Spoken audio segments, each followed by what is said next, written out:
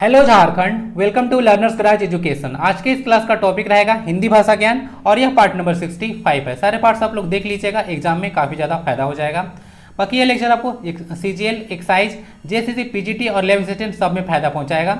JSSC, PGT और lab assistant में तो आपका बस पेपर 1 बनेगा, लेकिन जेएसएससी, सीजीएल, एक्साइज में पेपर 2 में भी ये लेक्चर आपको फायदा करेगा, क्योंकि अभी जेएसएससी एक्साइज का सिलेबस आया, आप लोगों ने देखा होगा, तो उसमें ग्रामर का भी कुछ पोर्शन ऐड किया हुआ है पेपर 2 में भी, और साथ ही साथ पत्र लेखन भी है। तो पेपर 2 में भी ये लेक्चर आपको फायदा करेगा। तो पेपर 1, पेपर 2 दोनों में फायदा करेगा। ओके, तो आप लोग इफ एंड बट्स मत रखिएगा, सबका चाहे कोई भी एग्जाम हो झारखंड का, सब में फायदा पहुंचाएगा। हिंदी और इंग्लिश ज़्यादा इधर उधर नहीं रहता है। ओके ना, 19-20 का अंतर बस रहेगा, बाकी सब चीज़ सेम है। चलिए चलते चलते क्वेश्चन आप लोग देते चलिए, आंसर देते चलिए। मेरे हाथ में लेखनी है, वाक्य में कौन सा प्रसर्ग है? कर्म, अपादान, अधिकरण या फिर संप्रदान? प्रसर्ग चिन्ह मैं कितनी बार चिल्ला चिल्ला कर बोला हूं, अगर याद नहीं होगा तो क्वेश्चन नहीं बनेगा।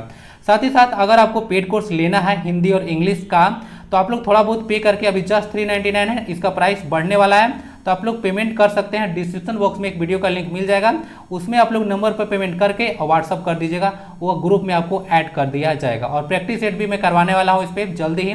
ओके, और बाकी चीज़ें तो अपडेट हो ही रहा है, तो आप लोग इसको जस्ट 399 में ज्वाइन कर सकते हैं। ये प्राइस ज़्यादा नहीं है, आप लोग देखिएगा तो एक क्लास बनाने का बहुत ही ज़्यादा कॉस्ट लगता है, यानी कि बहुत ज़्यादा मेहनत लगता है। तो थोड़ा बहुत पे करके आप लोग पढ़िए, ठीक है। आप लोग जैसे सीजन में आपका जॉब लग जाए, ओके ना, लेकिन पैसा न दिया जाए, एक भी रुपया न दिया जाए। कितना महीना काम कीजिएगा? नहीं कीजिएगा ना, तो थोड़ा बहुत पेमेंट करके पढ़िए। ओके, मेरा भी फायदा होगा और आपका भी लाभ होगा। ओके, तो सबका साथ सबका विकास होना चाहिए। चलिए तो ये क्लास को स्टार्ट करते हैं। ओके, और आप लोग बोल रहे थे ना कि सर प्लेलिस्ट बनाइए टॉपिक का, तो टॉपिक को आपको पढ़ना होगा, कुछ पेमेंट कीजिए, सब कुछ फ्री नहीं किया जा सकता है दुनिया में, ठीक है।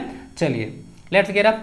पहला क्वेश्चन है, ये देखिए पेपर 2 में आपको फायदा पहुंचाएगा, जो कि पत्र लेखन टॉपिक था जेएसएससी एक्साइज में। तो निम्नलिखित में से कौन सा कार्यालयी पत्र नहीं है, यानी ऑफिशियल लेटर कौन सा नहीं है? प्रार्थना पत्र, प्रेस विज्ञप्ति, संपादक के नाम पर पत्र है, या फिर निमंत्रण पत्र? आंसर इसका डी हो जाएगा। प्रार्थना पत्र एप्लीकेशन जैसा होता है, ओके ना, जिसमें आपको कभी तबीयत खराब हो गया या कुछ रिक्वेस्ट करना है, तो उसमें आप लोग प्रार्थना पत्र लिखते हैं, तो ये तो आपको कार्यालय पत्र, ऑफिशियल लेटर आ जाएगा। प्रेस विज्ञप्ति भी जो है से किसी ऑफिस के द्वारा रिलीज किया जाता है, तो इसको प्रेस रिलीज कहा जाता है। संपादक के नाम पत्र है, यानी एडिटर को लेटर लिखना है, तो ये भी एक ऑफिशियल लेटर ही होता है। निमंत्रण पत्र जो है कार्यालय पत्र के अंतर्गत नहीं आता है, इसको देख लीजिएगा। निमंत्रण पत्र में आपको देखने को मिलेगा ना, दो होता है, एक औपचारिक होता है, एक अनौपचारिक होता है। तो अगर देख लीजिएगा, किसी एक विशेष व्यक्ति है, अगर कोई स्पेशल टाइप का पर्सन है और उसको अगर स्पेशल पर्पस के लिए आप लोग बुला रहे हैं, तो वह होता है आपका औपचारिक पत्र, ठीक ना, या निमंत्रण पत्र में भी। और अगर कोई असामान्य व्यक्ति है, जैसे कि नॉर्मल आपका कोई रिलेशन में हो गया, तो उसको बुला रहे हैं, तो वह अनौपचारिक पत्र हो जाएगा। तो निमंत्रण में भी दो है, औपचारिक और अनौपचारिक। तो देख लीजिएगा, यहाँ पे आपको निमंत्रण पत्र जैसे कार्यालय पत्र यानी कि ऑफिशियल लेटर में इंक्लूड नहीं होगा, बाकी सारा यहाँ पे ऑफिशियल लेटर में है।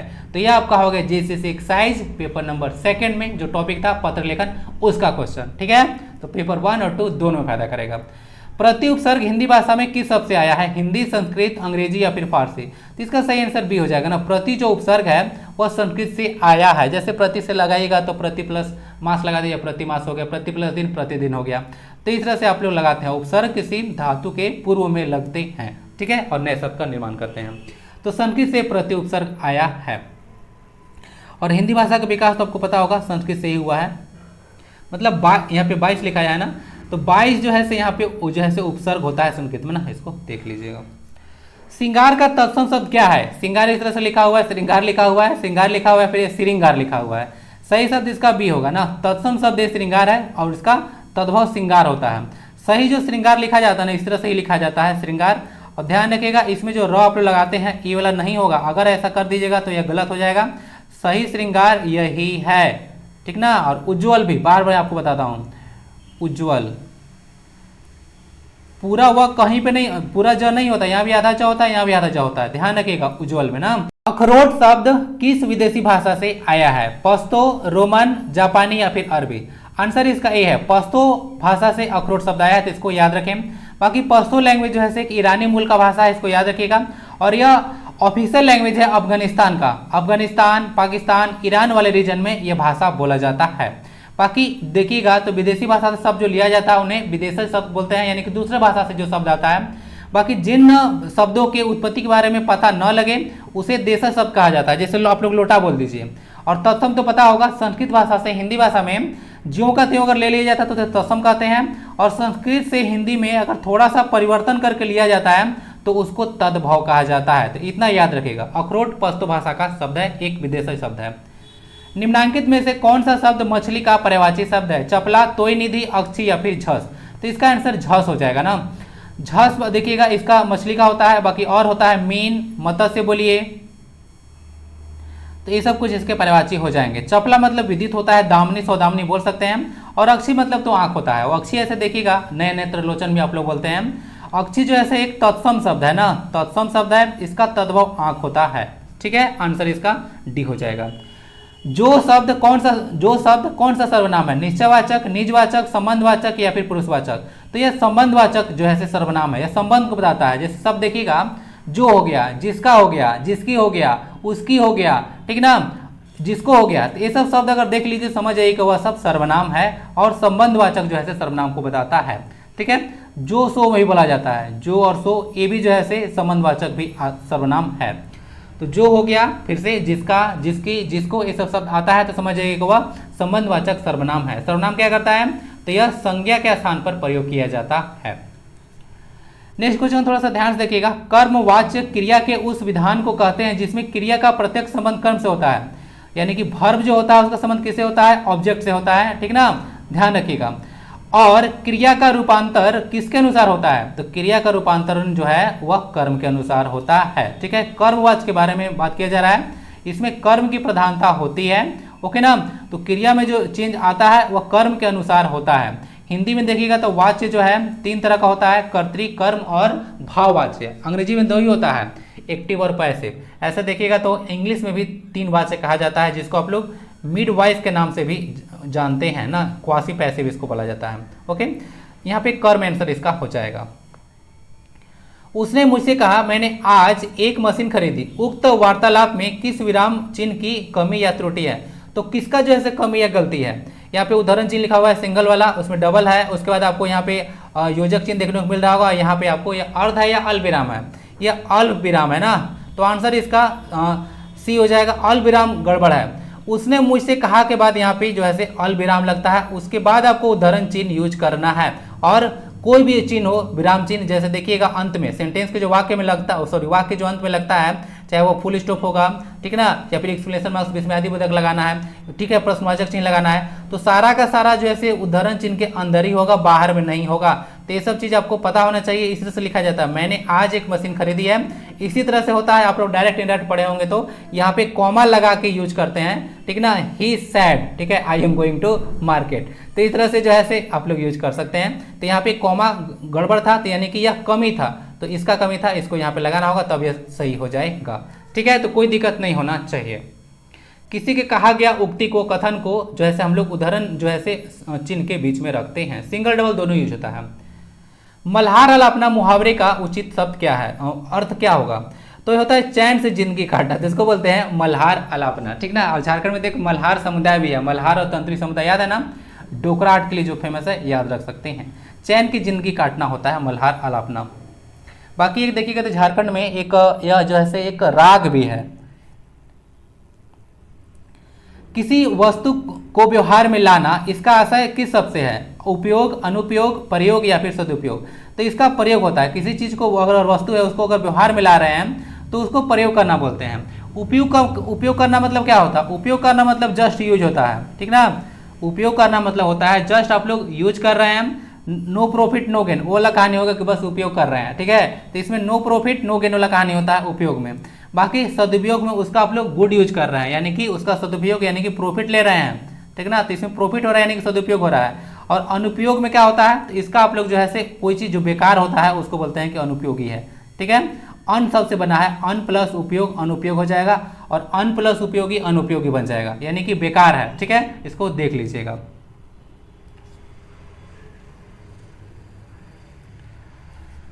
निम्नलिखित में से किस शब्द में स्वर व्यंजन संबंधी अशुद्धि नहीं है? आरोग्य लिखा हुआ इस तरह से, ईसाई लिखा हुआ है, ऊर्जस्वी लिखा हुआ है, फिर ओतु सुख के लिखा हुआ है। तो इसमें जो गड़बड़ वर्ड है वह है, मतलब सही जो है शब्द है जो शुद्ध है वह ऊर्जस्वी है ना, ये सब सही है। ईसाई इस तरह से नहीं लिखा जाता है, ठीक ना। इसमें स्वर संबंधी गड़बड़ी है, यहाँ पे बड़ी ई होगा, ईसाई इस तरह से लिखा जाता है, ईसाई लिखा जाता है देख लीजिएगा। औत्सुक्य जो है से गड़बड़ है, इसमें देखिएगा तो यह औत्सुक्य होता है। औत्सुक्य, औत्सुक्य मतलब होता है जिज्ञासा, क्यूरियोसिटी आप लोग जिसको बोलते हैं। आरोग्य इस तरह से नहीं लिखा जाता है, यह आरोग्य इस तरह से लिखा जाता है, ठीक है। चलिए आरोग्य, तो आंसर इसका सी हो जाएगा, ओजस्वी सही था। कार्यालय आगे है, कार्यालयीन आदेश सदैव प्रेषित किया जाता है, यानी कि हमेशा किससे रिलीज किया जाता है? अगर कोई ऑफिशियल ऑर्डर है तो हमेशा वरिष्ठ से कनिष्ठ को जो है से ऑर्डर दिया जाता है, ठीक है। अगर आदेश कुछ होता है ऑफिसर से रिलेटेड तो वरिष्ठ मतलब क्या होता है? वरिष्ठ मतलब आप लोग बोलिए सीनियर, तो सीनियर, और कनिष्ठ मतलब होता है जूनियर, ठीक है। तो सीनियर टू जूनियर जो है से ऑफिशियल ऑर्डर जो है से दिया जाता है, रिलीज किया जाता है। आंसर इसका भी हो जाएगा। ते भी पत्र लेखन वाला में क्वेश्चन बनेगा। निम्नलिखित में से कौन सा शब्द स्वर का वर्गीकरण नहीं है? प्लुत, हर्ष, संयुक्त या फिर द्वित्व। देखिए यह द्वितीय हो जाएगा ना, द्वित तरह का कोई जो है से स्वर नहीं होता है। बाकी प्लुत स्वर होता है, हर्ष स्वर होता है, ये सब देख लीजिएगा, और दीर्घ स्वर भी होता है, ठीक है, ये सब देख लीजिएगा। तो दीर्घ, हर्ष और प्लुत सब होता है, संयुक्त स्वर भी होता है, लेकिन द्वितीय जैसा कोई स्वर नहीं होता है। संयुक्त में देख लीजिएगा क्या होता है, इसको देख लीजिए।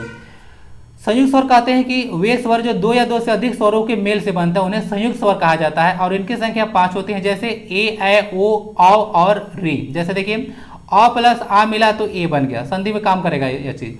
अ में ए मिला तो ऐ बन गया, अ में उ मिला तो ओ बन गया, और अ में ओ मिला तो औ बन गया, तो उसको संयुक्त स्वर बोलते हैं। यानी कि दो स्वर जब आपस में मिलेगा तो संयुक्त स्वर बन जाएगा। ओके, हर्ष व दीर्घ और प्लुत आपको पता होना चाहिए बोलने में कितना समय लग रहा है, 1 गुना लग रहा है, 2 गुना लग रहा है, उससे ज़्यादा लग रहा है, ठीक ना। तो ऐसा कुछ कहानी होता है। जिस समाज में पूर्व पद गौण तथा उत्तर पद प्रधान हो उसे कौन सा समास कहते हैं? उत्तर पद प्रधान कितने बार आपको बता चुका हूँ, यह तत्पुरुष समास होता है। और जो मैं पेड कोर्स दिया हूँ उसमें समास, संधि, ये सब बहुत डिटेल में पढ़ा चुका हूँ, वर्ड काफ़ी कवर कर चुका हूँ, ओके ना। तो उसको आप लोग ज्वाइन कीजिएगा, इंग्लिश में अभी नारेशन चल रहा है, और उसका वोकेबलरी भी मैं अलग से दे रहा हूँ कि वोकेबलरी देखिएगा तो आपको बहुत बड़ा सेक्शन है, ओके ना। तो इसको सिनोनिम्स हो गया, एंटोनिम्स हो गया, वन वर्ड सब्स्टिट्यूशन है, इडियम्स एंड फ्रेजेज है, correctly and correctly spelled words है, फ्रेजल वर्ब्स है, सब मैं आपको अलग से प्रोवाइड करा रहा हूँ। तो उसको आप लोग जरूर ज्वाइन कीजिए, कोर्स ज़्यादा नहीं है, कुछ आप लोग पेमेंट करके जो है लाभ उठा सकते हैं। अभी इतना प्राइस से बाद में बढ़ा देने वाला हूँ, क्योंकि मेहनत बहुत ज़्यादा लगता है, और मेहनत का तो पता है आपको, कुछ कॉस्ट होना चाहिए। तो देखिए उसको ना तत्पुरुष समास बोलते हैं। तत्पुरुष समास में पूर्व पद गौण होता है और उत्तर पद प्रधान होता है। ये चीज आप लोग याद रखिएगा, डायरेक्ट सब क्वेश्चन पूछ जाता है कि जिस समास में उत्तर पद प्रधान हो क्या कहते हैं? तत्पुरुष समास। तत्पुरुष समास के टोटल 6 भेद होता है, ऐसे तो समास के भी 6 भेद होता है, इसे याद रखिएगा। द्वंद्व समास है ना, द्वंद्व समास में दोनों पद प्रधान होता है, जैसे दिन रात हो गया, थाली लोटा हो गया, भाई बहन हो गया, माता पिता हो गया, ऊपर नीचे हो गया, तो ये सब द्वंद्व समास है। न तुम न मैं, दोनों, ठीक ना, न तुम नहीं तो मैं, दोनों में से कोई नहीं, दोनों, ठीक है, मैं नहीं तो कौन वाला कहानी नहीं है। बहुब्रीहि समास में देखिएगा तो इसमें ना अन पद, यानी कि कोई जो है तीसरा पद प्रधान होता है, याद रखिएगा, तीसरा पद प्रधान होता है, और इसमें दोनों पद प्रधान होता है, सब देख लीजिएगा, इसमें दोनों पद प्रधान होगा, इसमें तीसरा पद प्रधान होता है, और तत्पुरुष समास में दूसरा पद प्रधान होता है। तो पहला कहाँ गया? पहला भी ला रहा हूँ, ठीक है। अव्ययी भाव समास जो होता है, अव्ययी भाव नाम सुने हैं, नाम तो सुना होगा। अव्ययी भाव जो समास है उसमें पहला पद अव्यय और वही पद प्रधान होता है। तो पहला पद अव्यय भी होता है, प्रधान भी होता है, तो अव्यय जो होता है वो हो गया पहला अव्ययी भाव समास वाला। तो सबको ध्यान से देख लीजिएगा, एक बार फिर से रिपीट कर दे रहा हूँ। अव्ययी भाव समास में पहला पद जो है अव्यय और प्रधान होता है, इसको ध्यान रखिएगा। दूसरा पद प्रधान होता है आपका तत्पुरुष समास में। उसके बाद द्वंद्व समास में दोनों पद प्रधान होता है, और बहुब्रीहि समास में कोई पद प्रधान नहीं होता है, यानी कि अन्य पद की प्रधानता करेगा, ओके ना। चलिए जैसे त्रिलोचन आप लोग बोल दीजिए, तो त्रिलोचन का क्या हो जाएगा? तो 3 है लोचन जिसके, तो इसमें त्रिलोचन मतलब 3 आंख वाला आदमी के बारे में बात नहीं किया जा रहा है, मतलब 3 आंख के बारे में बात नहीं कर रहे हैं, 3 आंख वाला इंसान के बारे में बात कर रहे हैं, जो कि होते हैं हमारे महादेव शिव जी, ठीक है। आंसर इसका डी है। जो संज्ञा, सर्वनाम आदि शब्दों के साथ जुड़कर नए शब्दों का रचना करते हैं उन्हें कौन सा प्रत्यय कहते हैं? तो प्रत्यय 2 तरह का होता है, तद्धित और जो है कृदंत, मेनली रूप से। तो इसमें जो ये हो जाएगा वह हो जाएगा आपका तद्धित प्रत्यय। तो तद्धित प्रत्यय ही होता है संज्ञा, सर्वनाम, विशेषण आदि के साथ ये जुड़ता है और नए शब्द की रचना करता है। कृदंत प्रत्यय जो होते हैं वह जो है क्रिया के अंत में जुड़ते हैं, सभी क्रिया के साथ जो है जुड़ते हैं ना, क्रिया के साथ जुड़ते हैं। और कृदंत को कृत प्रत्यय भी कहीं कहीं मिल जाएगा, ओके ना। कृत प्रत्यय या कृदंत प्रत्यय क्रिया के अंत में जुड़ते हैं। बाकी संज्ञा, सर्वनाम, विशेषण आदि शब्दों के साथ जो प्रत्यय जुड़ते हैं उन्हें तद्धित प्रत्यय कहा जाता है। डायरेक्ट याद रखिएगा, ठीक। ग्रंथि का तद्भव शब्द क्या होगा? गांठ, ये वाला चंद्रबिंदु है, गांठ है, इस बिंदु है, गट्ठी या फिर गुत्थी। आंसर इसका ये होगा, गांठ होता है चंद्रबिंदु वाला। चंद्रबिंदु को आप लोग किस नाम से जानते हैं? तो चंद्रबिंदु को अनुनासिक कहा जाता है, ये याद रखिएगा, ओके। और इसको अनुस्वार कहा जाता है ना। तो छोटा छोटा चीज आपको पता होना चाहिए। पूछ देगा कि बताइए कि इसमें अनुनासिक किस शब्द में है, तो पता रहेगा तब कि चंद्रबिंदु को कहा जाता है। तो आंसर इसका ए हो जाएगा। नेक्स्ट है, जो सर्वनाम संज्ञा शब्दों के मेल से बनते हैं उन्हें क्या बोलते हैं? तो उन्हें संयुक्त सर्वनाम कहा जाता है। जो सर्वनाम संज्ञा के साथ मिलकर बनता है उसे संयुक्त सर्वनाम कहा जाता है। जैसे यहाँ पे देख लीजिए, तो लिखा हुआ था जैसे हर कोई है, जो कोई है, सब कोई है, कोई ना कोई है, सब कुछ है, ये सब कुछ देखिए, ये सब जितना सारा चीज लिखा हुआ है सब संयुक्त सर्वनाम के अंतर्गत आता है। देख लीजिएगा, संज्ञा के साथ अगर सर्वनाम मिलता है तो संयुक्त सर्वनाम बनता है। जिस क्रिया से संचालित व्यवहार का फल कर्ता को छोड़कर कर्म पर पड़ता है उसे कौन सी क्रिया कहते हैं? यहाँ पे बोला जा रहा है कि जिस क्रिया का संचालन व्यापार का फल कर्ता को छोड़कर कर्म पर पड़ता है, यानी कि कर्म का प्रधानता है, तो वह जिसमें कर्म होगा तो उसमें सकर्मक क्रिया हो जाएगा, और जिसमें कर्म नहीं होता है उसको अकर्मक क्रिया कहते हैं। ये चीज ध्यान रखिएगा। जैसे अकर्मक क्रिया के ध्यान देख लीजिएगा, रोना, सोना, ये सब हमेशा क्रिया जो है सकर्मक होता है। वह रोता है, क्या रोता है? आंसर मिलेगा ही नहीं। क्रिया में क्या लगा प्रश्न कीजिएगा, तो अगर उत्तर मिल जाएगा तो समझिएगा कि सकर्मक है, नहीं तो अकर्मक क्रिया हो जाएगा, ओके ना। तो यही पे था कि कर्ता का छोड़कर कर्म पर पड़ता है, सकर्मक क्रिया कहा जाता है उसे। मनोभाव के अनुसार हटो शब्द कौन सा विस्मयादिबोधक है? तो यह जो है चेतावनी दे रहे हैं, हटो नहीं तो हटा दिए जाओगे। तो आंसर इसका बी हो जाएगा, चेतावनी को यह बता रहा है। तुम दिन भर घूमते रहते हो, भर शब्द कौन सा अव्यय है? विषयादिबोधक, संबंधबोधक, निपात या फिर संयोजक? आंसर इसका सी हो जाएगा, निपात है। निपात क्या होता है? तो देखिएगा, तो कुछ अन्य शब्दों पर जोर देने के लिए, ठीक ना, एक्स्ट्रा बल देने के लिए जिन शब्दों का प्रयोग किया जाता है उसे निपात कहते हैं। जैसे तुम दिन भर घूमते रहते हो, ठीक है, दिन भर, ठीक है, तुम्हें आज रुकना ही होगा, तो ही यहाँ पे निपात हो गया, ओके।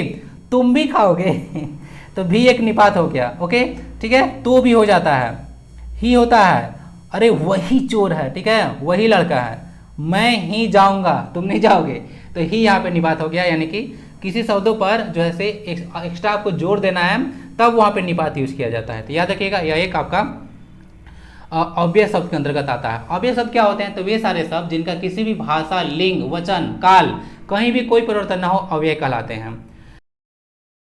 तृष्णा का विपरीतार्थक शब्द बताना है, विलोम शब्द बताना है। तो इसका वितृष्णा होता है ना, ध्यान रखिएगा। तृष्णा मतलब जो होता है ऐसे प्यास होता है, तो वितृष्णा होगा।